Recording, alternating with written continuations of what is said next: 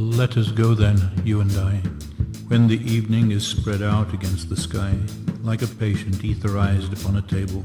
Let us go through certain half-deserted streets, the muttering retreats of restless nights in one-night cheap hotels and sawdust restaurants with oyster-shells.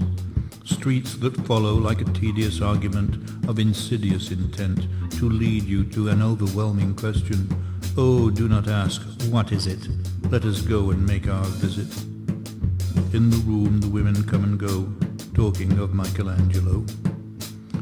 The yellow fog that rubs its back upon the window panes, the yellow smoke that rubs its muzzle on the window panes, licked its tongue into the corners of the evening, lingered upon the pools that stand in drains, let fall upon its back the soot that falls from chimneys, slipped by the terrace, made a sudden leap, and seeing that it was a soft October night, curled once about the house and fell asleep.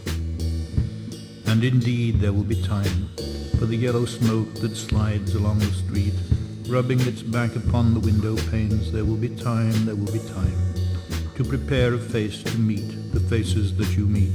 There will be time to murder and create, and time for all the works and days of hands that lift and drop a question on your plate. Time for you, and time for me, and time yet for 100 indecisions, and for 100 visions and revisions, before the taking of a toast and tea. In the room the women come and go, talking of Michelangelo. And indeed there will be time to wonder, do I dare? And do I dare? Time to turn back and descend the stair, with a bald spot in the middle of my hair. They will say, how his hair is growing thin.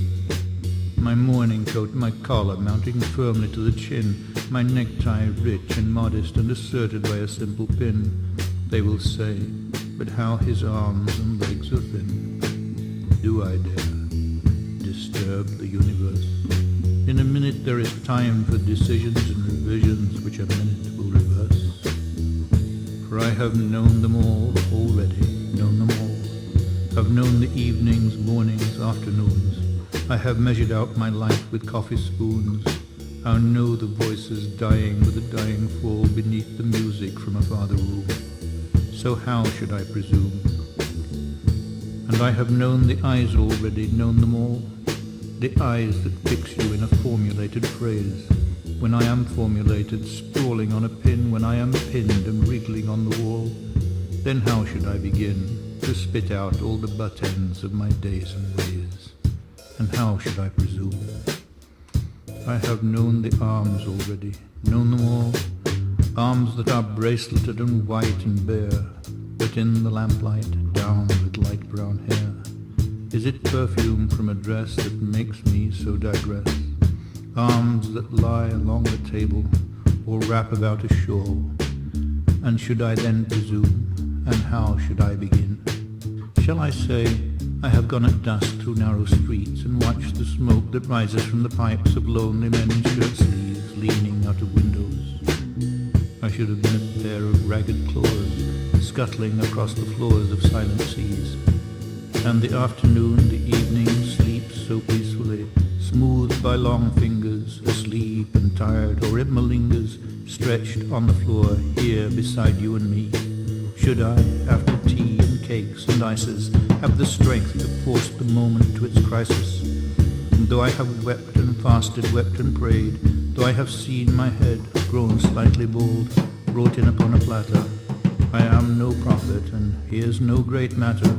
I have seen the moment of my greatness flicker, and I have seen the eternal footman hold my coat and snicker, and in short, I was afraid. And would it have been worth it, after all, after the cups, the marmalade, the tea, among the porcelain, some talk of you and me?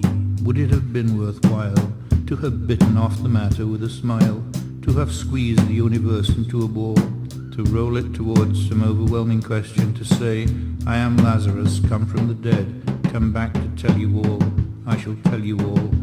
If one, settling a pillow by her head, should say, that is not what I meant at all, that is not it at all.